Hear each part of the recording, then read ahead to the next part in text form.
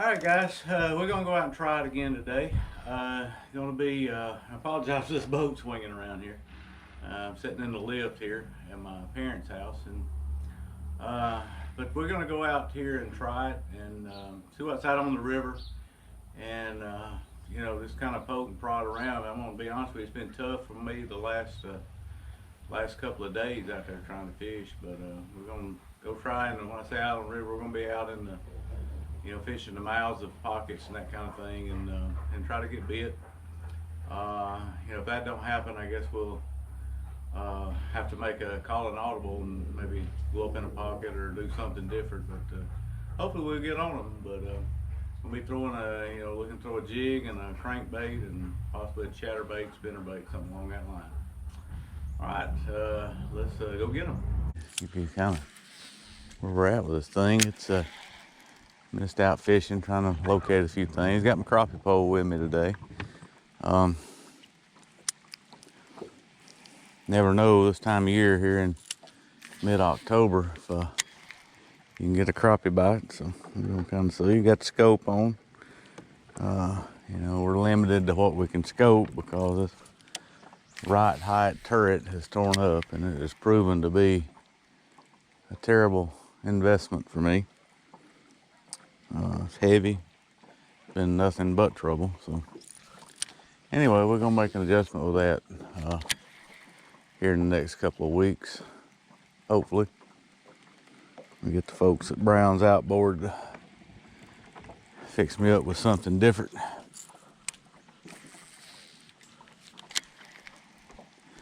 We're out fishing a few rocks. Gonna kind of speed down the bank, see if we can find something here. If not, we're gonna work our way downriver a little bit and see what may or may not be out there. See if it's a moving bait day or what it is. But we're kind of in that transition time right now. Water temperature we're fishing right now is about 70 degrees. So it's kind of fish can basically be anywhere. We're seeing a lot of shad out on the river. Scope showing a lot of single blips kind of around them, which is probably spotted bass or some kind of bass, for sure a game fish. I mean, it's based on the location and the activity of it. So kind of a bluff wall situation I'm fishing right here. Throwing a trap down it, about to ease a jig off of it and see if I can see any kind of activity here.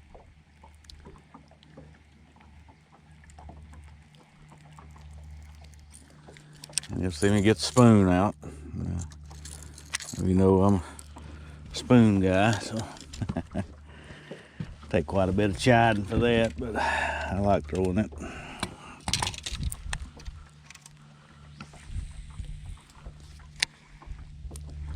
Maybe see me get the worm out. That's the Texas rig worm.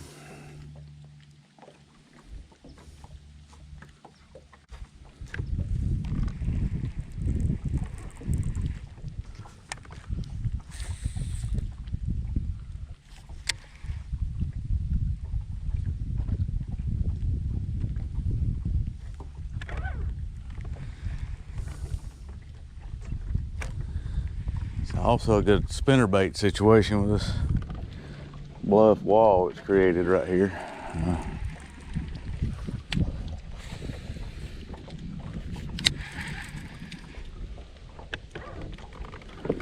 I'm sitting at about 20 feet, and you can see right there about 12 feet from me is this big bluff I'm fishing.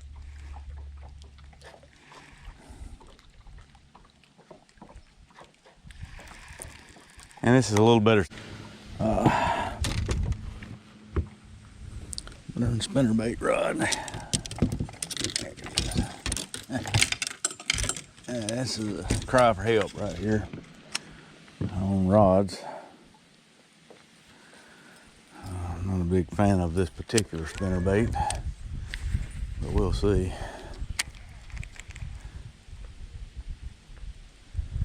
I like to throw a spinnerbait in this situation because you can control speed and depth really easily. And you can slow roll this thing, you can burn it. There's a lot of things, a lot of efficiency involved in spinnerbait fishing. And you can catch a big one on spinnerbaits. You know, with the onset of the chatterbait here, and I'm a huge chatterbait fisherman too. You'll see that many people throwing this old school blade spinnerbait.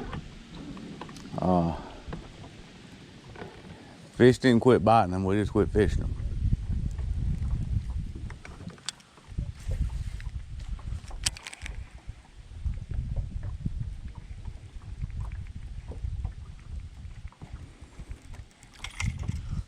Piece of isolated cover on flat.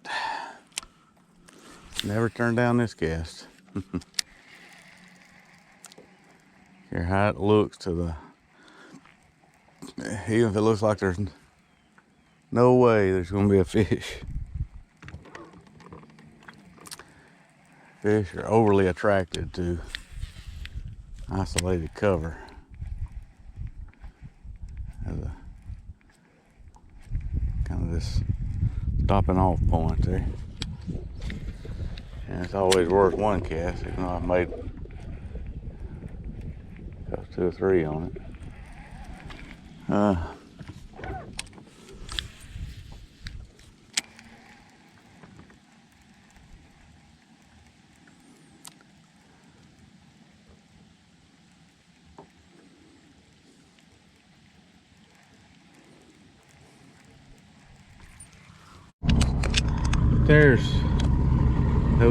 There's shad right there's bass hovered up around that little rough spot right there.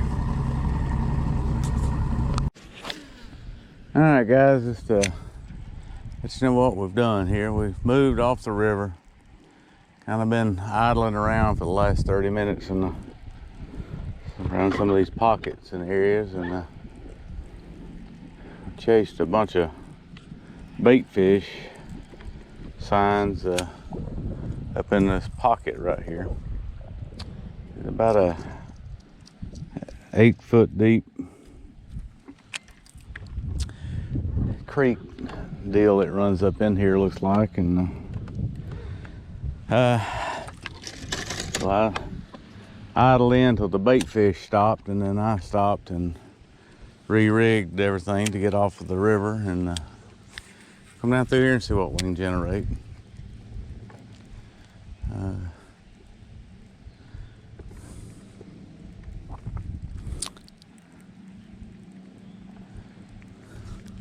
Let's see if we can get anything going. I mean, up until right now, I'm a total blank.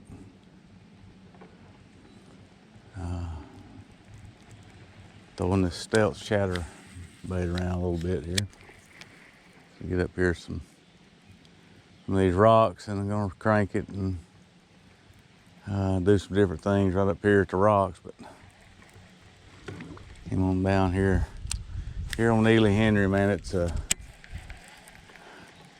always take heed to the grass. I mean, no matter if you hadn't heard of a grass bite in a month, if you're around the grass, it's worth a shot.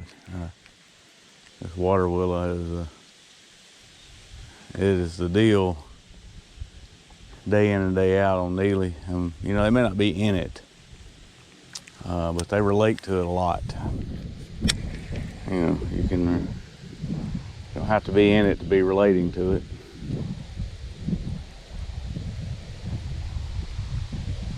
Wind's picking up here.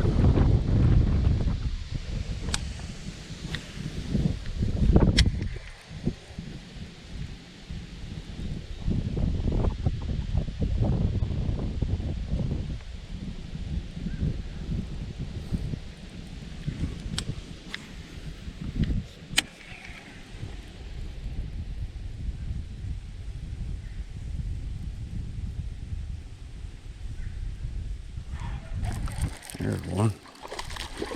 Yeah, maybe on something here, maybe.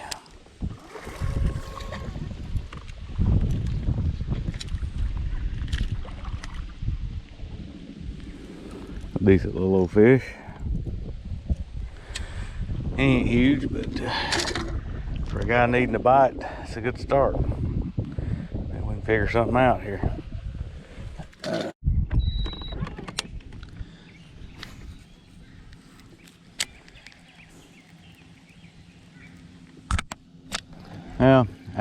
Well, you just saw right there. I mean, that fish was relating to the grass, but he wasn't up in it. He was just kind of off in this. I'm sitting in this little creek, a little ditch I was talking about earlier. I'm sitting in about 6 feet. It narrowed up. Started out at about 10, closer, and you could tell it was getting a lot shallower as we went in, and the bait went away. So anyway, like I said, last weekend, man, that'd have been a good one to have. He was a good solid 14.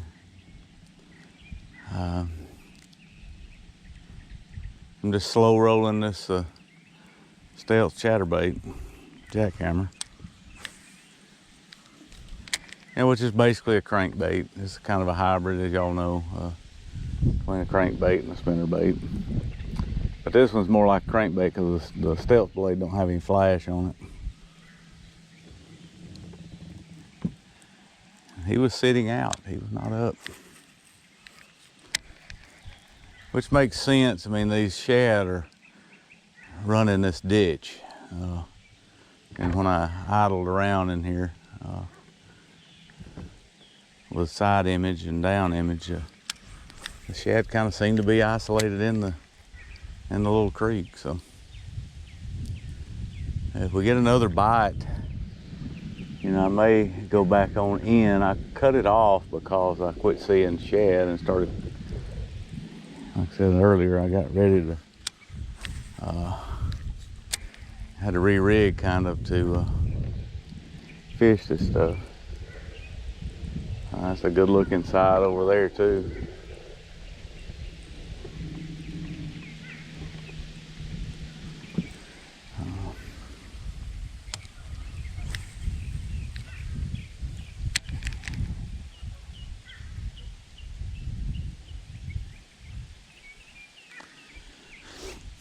But you know, one thing I'd encourage everybody with this stuff is be open-minded, man. You know, don't be scared to, when you're trying to get something going, and that may be an isolated deal that be the only bite we get. Who knows? We're still fishing, but you know, for sure I wasn't seeing the things I wanted to see out on the river. You know, the shad activity I was seeing was in the out in the main river, and that's like we discussed earlier. There is no current going right now, so that shad will change when that current starts. They'll get out of there.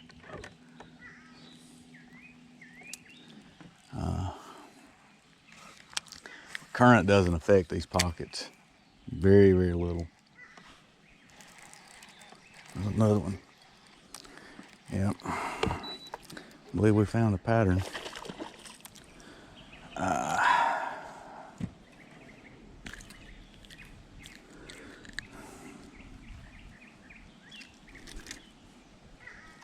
A little bitty fella, but again, it's feedback.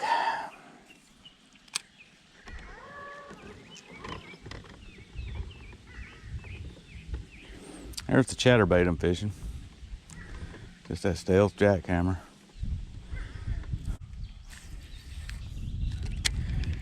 Fish on the scope right here. I have to slow down here a little bit. See if there's any better fish around.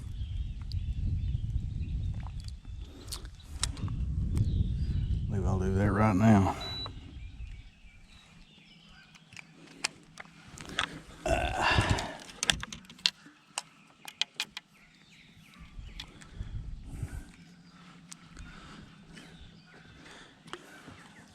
And if we were tournament fishing, this would be this standard protocol for me. You know, you got these 2 bites in here.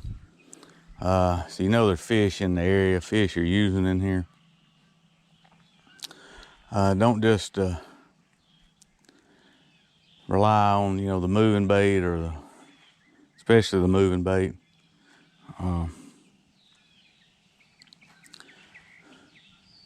You know, come in here and slow down a little bit. And, you know, I went with a high percentage bait here, a worm. If we were to get a bite on a worm, I might even come back with a jig and try to get a bigger bite. So this is just a high percentage bite. I'm gonna cut it off and see if there's a chance those fish could be crappie. And my dad's always in search of crappie, so I'll throw my jig over in there a little bit and see if we don't get them to bite this worm.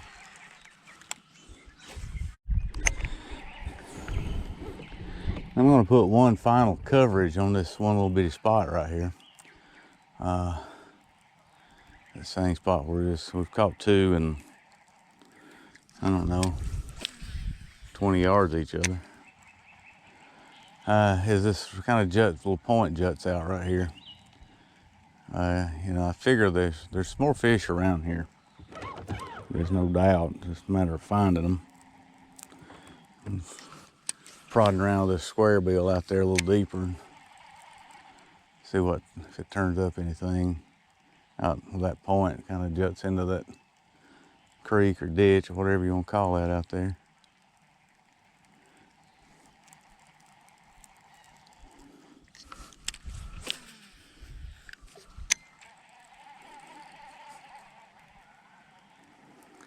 And on my square bill, I've got a kind of a crawl pattern instead of a shad pattern. When you got this many shad out, it's hard to get picked out. Or it's been my finding, it's hard for them to pick me out of all these shads. So kind of give them a little different look with a crawl pattern. Not suggesting you guys do that or anybody do it. I'm just saying that's, if I'm around this many shad, yeah, you know, there's a ball of 5,000 shad out there.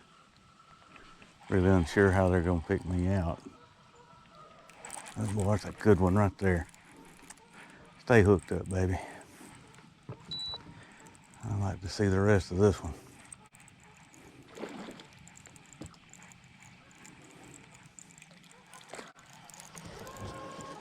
Come on, stay on there. Oh, I got him foul hooked to boot. Yeah, look at there. Yes, sir.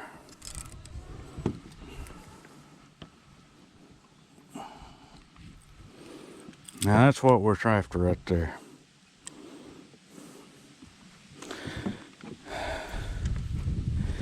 Wow. Just wow. That is a dandy.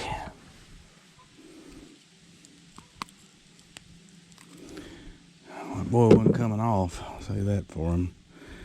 Trying to keep from me getting tangled up in this mess.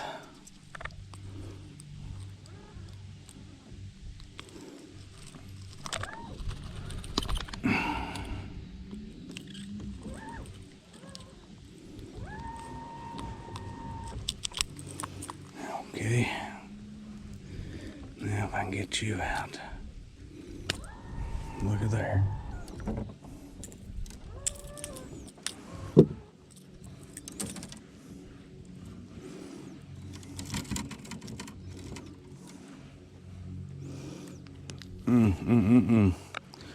What a fish. What a fish. Beautiful fish.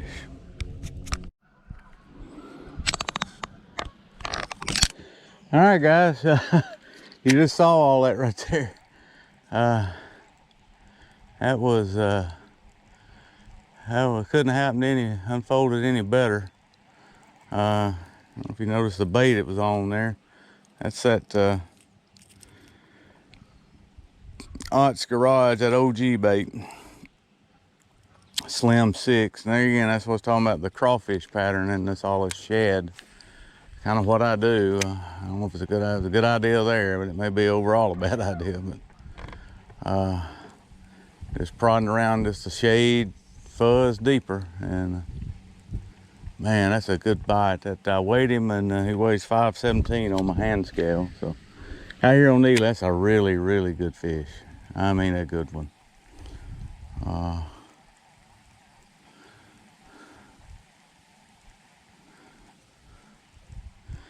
And it's kind of on some rocks there. He knocked my bait out of line. All that mess. Maybe he didn't.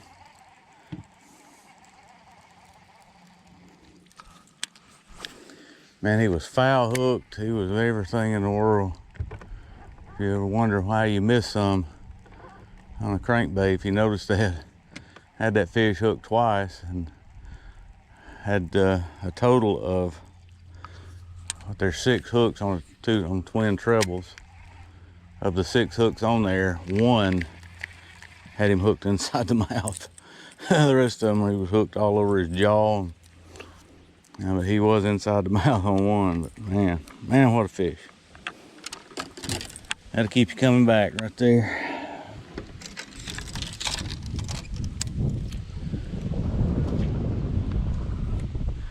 Yeah, I say we've established one thing. It's fish are up in these pockets more than likely.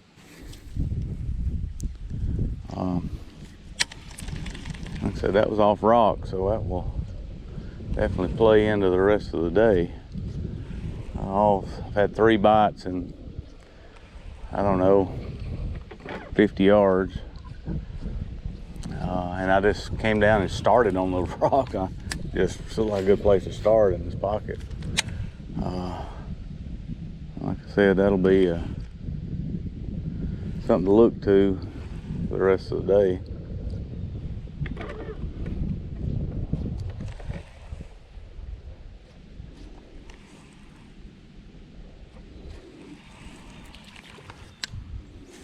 The Lord was really good to me there. Good to me every day, but man, that's good. Shame that couldn't have come last week.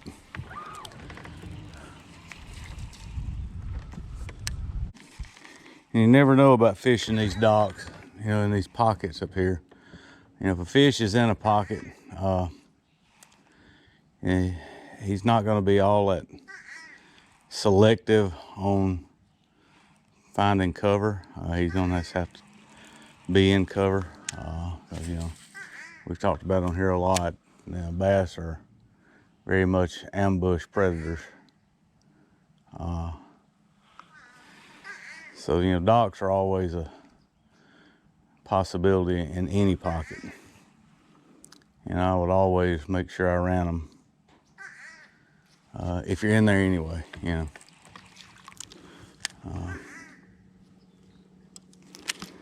which I am, so I'm not gonna pass up a dock.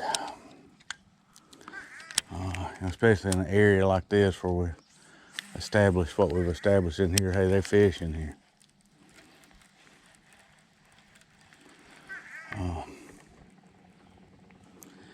They're just as apt to use this grass as cover, or they'll use anything for cover to be where they want to be, and they obviously want to be in here. Nothing else. It's the bait fish. It's where all the shad are, not all of them, but bunches of shad are congregated up in here. For the record, that 5-pounder's for you, Vern.